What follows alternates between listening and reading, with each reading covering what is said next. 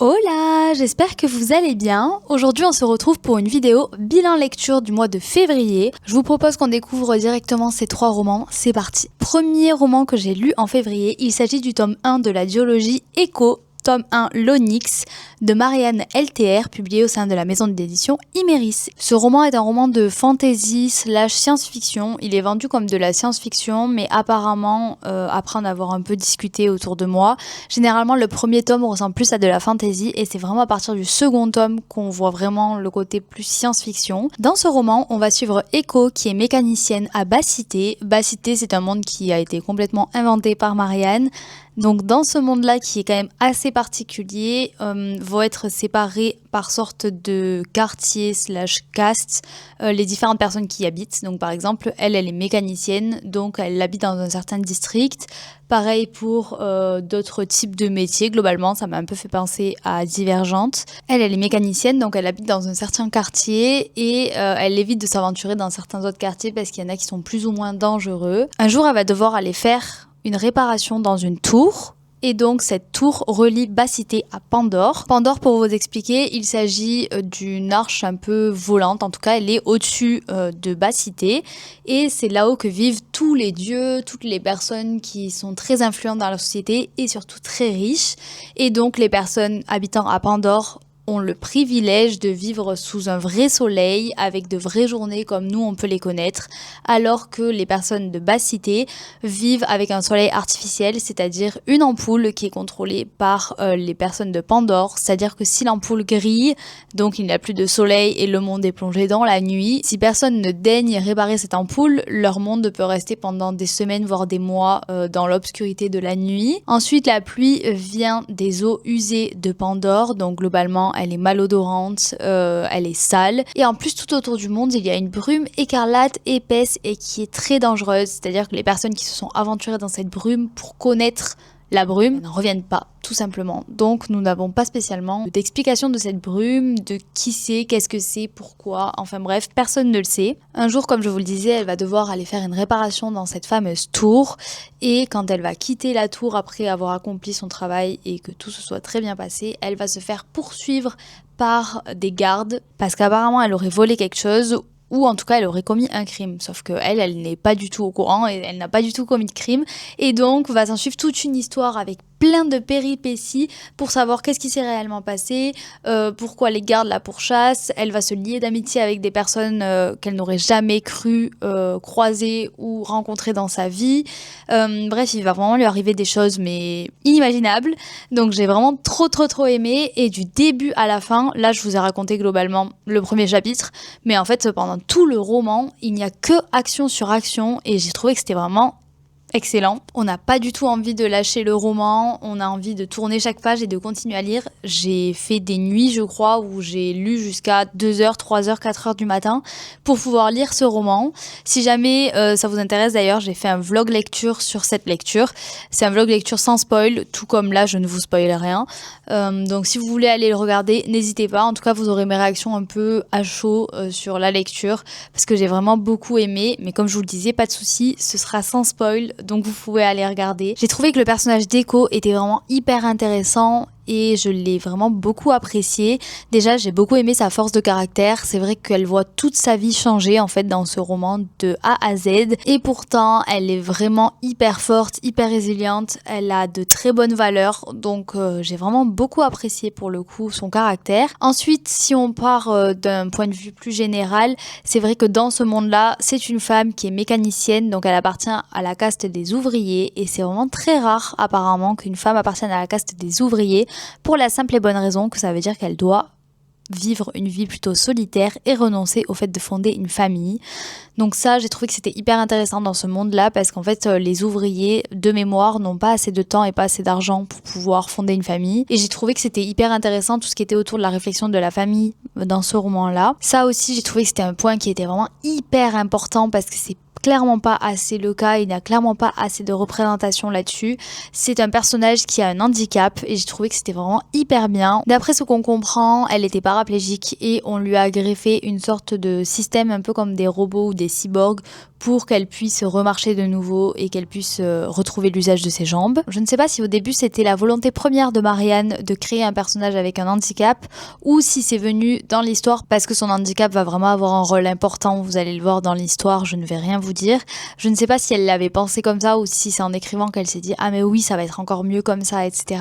Mais en tout cas j'ai trouvé que c'était hyper intéressant, c'était hyper bien pour la représentation parce que c'est vrai qu'on a très peu je trouve de héros ou héroïnes avec des handicaps qu'ils soient visibles ou pas visibles et c'est vraiment hyper important. Donc pour le coup rien que pour ça j'aimerais que ce roman soit mis en avant beaucoup plus. Au niveau de l'univers je l'ai trouvé fascinant, j'ai vraiment eu envie de me plonger dans l'histoire et d'être avec elle, avec Echo dans cet univers là, même si vous l'aurez compris il y a pas mal de choses qui sont complètement injustes, complètement déséquilibrées, que ce monde-là ne donne pas spécialement envie par moment parce qu'il est quand même assez hostile. Si je devais lui donner une note, ce serait au-dessus de 4 sur 5, mais je sais pas si ce serait 4, 4,5, 5, j'en sais rien. Mais en tout cas, vous voyez, c'est vraiment une note très élevée pour ma part. Deuxième roman que j'ai lu pendant le mois de février, il s'agit d'Assistant to the Villain d'Anna Nicole Mehrer, publié au sein de la maison d'édition Calix. Dans ce roman, on va suivre Evie Sage, donc Evangelina Sage, Evie c'est son surnom,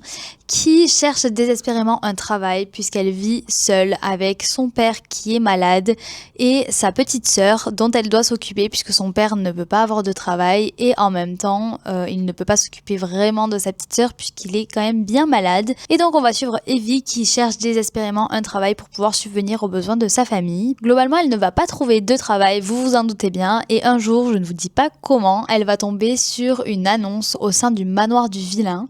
Le vilain est clairement le méchant du village, il est représenté comme ça en tout cas. Il s'agit d'une personne qui veut absolument nuire au roi. Evie s'était toujours dit qu'elle ne travaillerait pas spécialement pour le vilain, sauf qu'en fait personne ne veut la prendre sous son aile pour travailler et elle a besoin de subvenir aux besoins de sa famille, toujours pareil.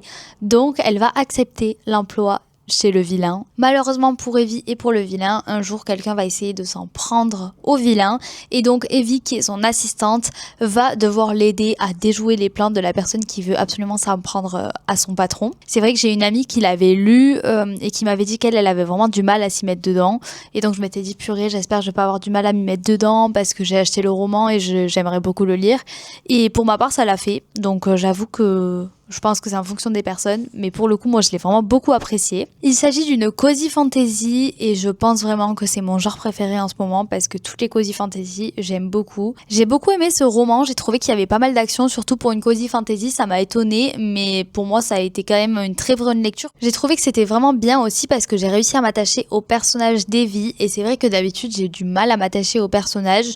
Non pas que je ne sois pas du tout empathique, que je ressente rien pour eux, loin de là.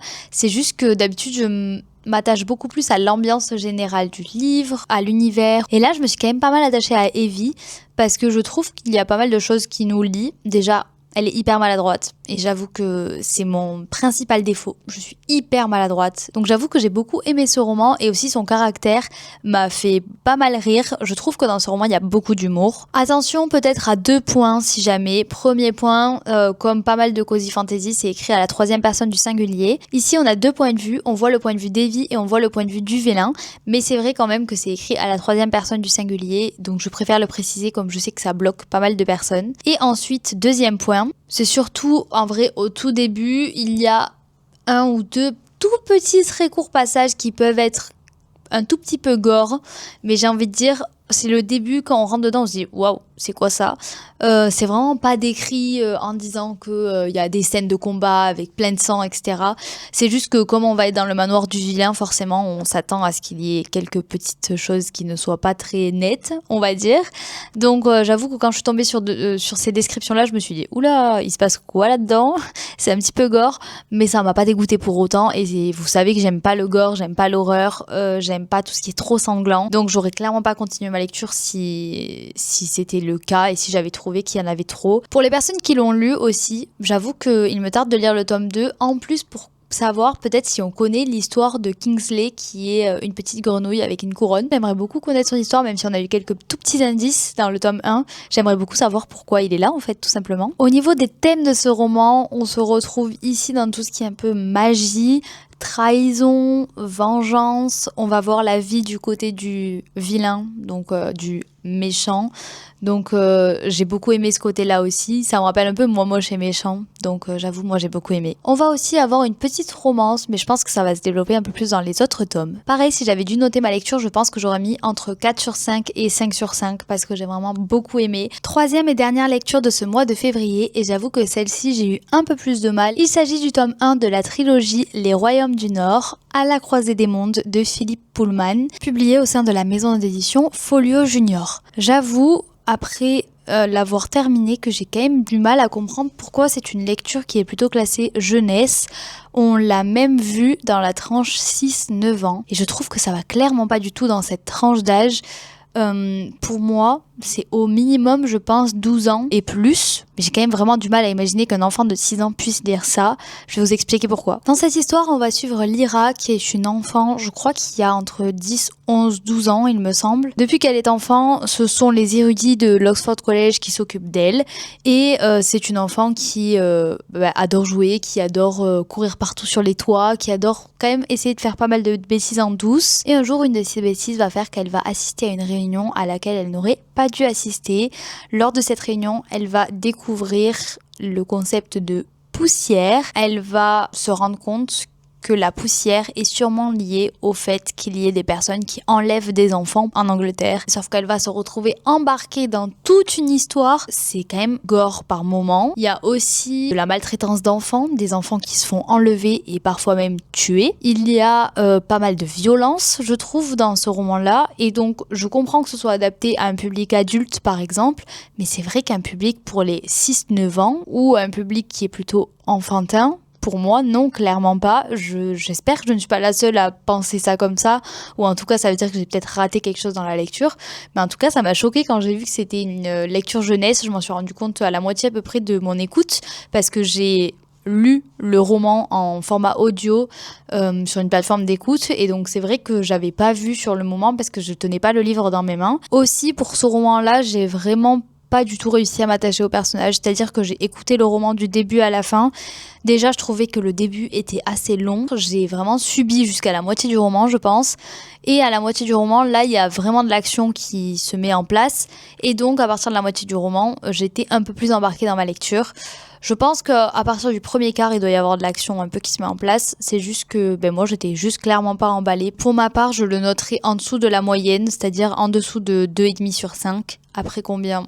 Je sais pas. C'est la fin de ce bilan lecture. N'hésitez pas à me dire si vous avez lu vous aussi certains romans que j'ai mentionnés, ce que vous en avez pensé, si vous partagez mes avis ou si au contraire vous n'êtes pas du tout d'accord. N'hésitez pas à me dire en commentaire, en toute bienveillance évidemment. N'hésitez pas non plus à mettre un like, à vous abonner, et je vous dis à la semaine prochaine pour une nouvelle vidéo. D'ici là, passez de bonnes lectures. Ciao!